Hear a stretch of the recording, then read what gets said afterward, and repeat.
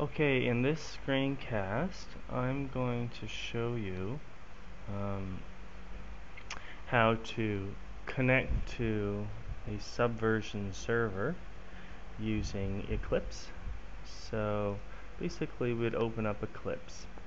Now Eclipse has these different views that are often up here, and I right click on these and I uncheck show text because otherwise they take up too much room.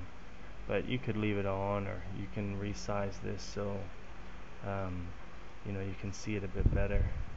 But I'm used to these, so I know what these icons mean now. But another way to move around from those spots is in the window there, as I showed you, and you can choose these different views this time. But so basically, we really want to go to the Subversion repository exploring.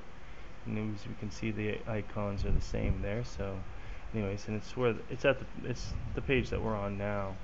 The other page that I'm often on is this view, which let's see, yeah, here we go, the Java EE perspective, which of course again you can go to open perspective and switch to wherever you want. You can go this way, just clicking on this icon will take you there too. Okay, so what we want to see is this Subversion repositories on the top left, and what we do is we just we hit new repository location, and the location that I'm going to share with you now, spicevan.com / I think it's maybe it's just closed. Let's try that. So we hit go, and it may or may not ask for password because I may have already entered in a password before. So it didn't ask for a password because actually the underlying Subversion in this Eclipse had stored my credentials. But often it will not have stored your credentials, and so you'll need to put in a username and password as well. So apologies we don't get that demo in this video, but I think it's pretty straightforward to put in the username and password after that. And I think in the username password there's an option to save your password, and I often click that, and then it doesn't prompt me for a password in the future. Now let's just right click here on this project and just hit checkout. But before we do that, let's have a look and make sure. See, we don't see any this is sorted alphabetically, so we don't see any project V here. So let's go back to the Subversion, right click on it and hit checkout. So this is doing its thing to checkout, and then you just say finish. That's fine. And it'll do its thing, going up to the server to get all the information and pull it down. So you can see the progress down here.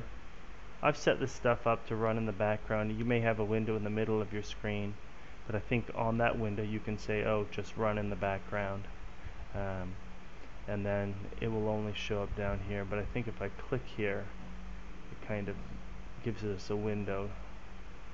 So it's basically finished at that point. Now these little icons are worth mentioning. If I just hit the minimize button, it goes down to here, and to restore that I just click that button. This is a way you can sort of work with your windows.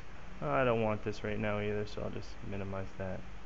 Regardless, let me go back to the view that I'm normally in, or perspective I guess is what they call it, and we can see that this project V is indeed here.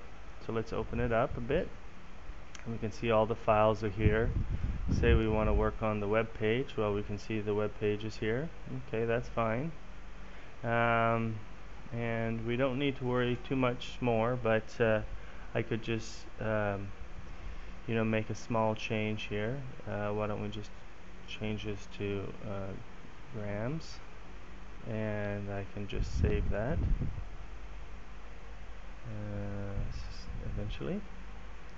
Now you'll see that these little black and white star shows up. This means that the file is different than the Subversion or the the source code repository up in the server is. So I can I can commit those changes. If I go to, I just right clicked on the project name, hit team, and then go to commit. And this shows me, oh, I'm going to send to home.html back up to the server with my change, and off it goes. And you can see the progress down here if you've chosen it to run in the background. Now that black star has gone away, so we're in sync with the server repository. So that's really basically it. So I'll stop the screencast there.